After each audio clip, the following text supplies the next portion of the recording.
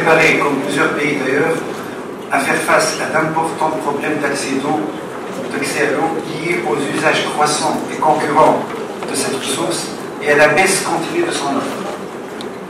Ceci constituerait une contrainte à la réalisation de nos objectifs ambitieux de croissance et de développement. Il devient ainsi impératif et urgent de mettre en œuvre une stratégie nationale de gestion des ressources hydriques centrée sur l'optimisation des politiques en rapport, pas uniquement à leur mobilisation, parce qu'on en fait déjà assez, mais aussi à leur usage et à leur durabilité. Parce que l'urgence de l'instant ne doit pas nous faire oublier l'intérêt des générations futures. Ce forum de l'IACE vise déjà à remettre ce sujet d'importance capitale au centre de nos réflexions, de nos débats et de nos préoccupations majeures. Parce que nous sommes condamnés, excusez-moi du terme, nous sommes condamnés, premièrement, à adapter nos politiques économiques et nos stratégies sectorielles pour tenir compte de la rareté de l'eau, et deuxièmement, à optimiser au maximum l'allocation des ressources en eau disponibles entre les différents secteurs et les différentes activités économiques pour que notre pays en tire le meilleur profit. Majdi Hacham, conseiller exécutif de l'IACE, nous présentera dans le déroulement du forum une étude réalisée par notre institut qui propose une méthodologie et des modalités objectives d'affectation des ressources en eau entre les principaux secteurs de notre économie, à savoir l'agriculture, le tourisme et l'industrie. Les 4 panels qui viendront par la suite discuteront de l'impératif de mise en place de politiques et de stratégies adaptées à ce contexte, tant pour les secteurs d'activité que pour la gouvernance des ressources en eau. Maintenant, pour introduire un peu les débats et nous mettre un peu dans le bas, le contexte aussi prêt, voici quelques données et chiffres qui ne peuvent que nous interpeller. On va commencer directement. Donc, la problématique de l'eau est une problématique à l'échelle mondiale. La Terre elle est couverte à 70% d'eau, néanmoins 2,5% du total de cette eau est de l'eau douce, donc 70% sous forme de neige et de glace. Finalement, il ne reste pour l'humanité que 0,7% des ressources hydriques terrestres. En Tunisie, la situation hydrique elle est assez critique, elle est assez sérieuse. Donc on a 4,8 milliards de mètres cubes d'eau de ressources hydriques mobilisables, dans 50% des eaux de surface et 50% provenant des nappes profondes. Les ressources disponibles sont de 450 à peu près mètres cubes par habitant et par an, c'est-à-dire un peu moins que la moitié du seuil de pauvreté en eau. Et les ressources allouées, c'est-à-dire utilisées chaque année, sont de l'ordre de 2,7 milliards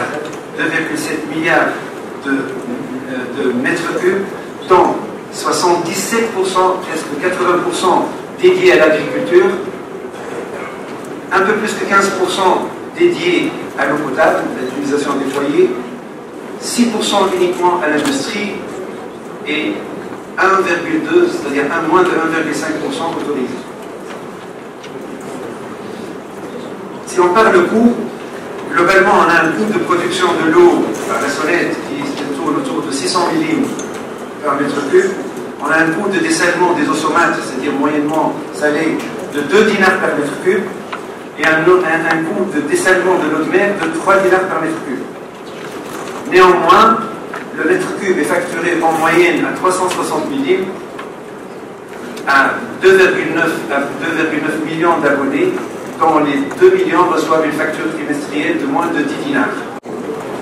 Et la facturation de l'eau d'irrigation se fait par d'autres structures à 140 millim le mètre cube. Et ce qu'il faut retenir, que malgré ce coût qui est vraiment dérisoire par rapport au coût de production de l'eau, le coût de revient de l'eau, 50% à peu près des agriculteurs ne payent pas leurs factures, ou en ne payant pas tout court, ou en se branchant et en faisant de pompage sur les canaux, par exemple, d'adduction de l'eau. un indicateur qui est très important qu'on va revoir dans les études qui vont venir par la suite, c'est l'empreinte d'eau. Et c'est un indicateur capital. L'empreinte eau d'un produit alimentaire ou industriel est égale au volume total d'eau douce utilisé directement ou indirectement pour produire le produit, dans tout le process. Je vous donne un exemple ici, c'est des exemples importants parce que ça permet par la suite de visualiser l'arbitrage qui devra être fait. 1 kg de blé, c'est 1350 litres d'eau. 1 kg, c'est-à-dire que lorsqu'on mange 1 kg de blé, c'est comme si on avait consommé 1350 litres d'eau virtuelle. 1 kg de maïs, c'est 900 litres. 1 kg de riz, c'est 3000 litres. 1 kg de café, c'est 21 000 litres. 1 kg de sucre de canne, c'est 1500 litres. 1 kg de viande bovine, c'est 16 000 litres. Y compris, dans 98%, c'est pour la production de fourrage. Idem pour la viande d'agneau qui consomme 10 400 litres par kilo. Le kilo de poulet, c'est 4 300 litres, y compris l'alimentation, bien sûr, en grosse partie l'alimentation de l'animal. Un œuf, c'est 115 litres.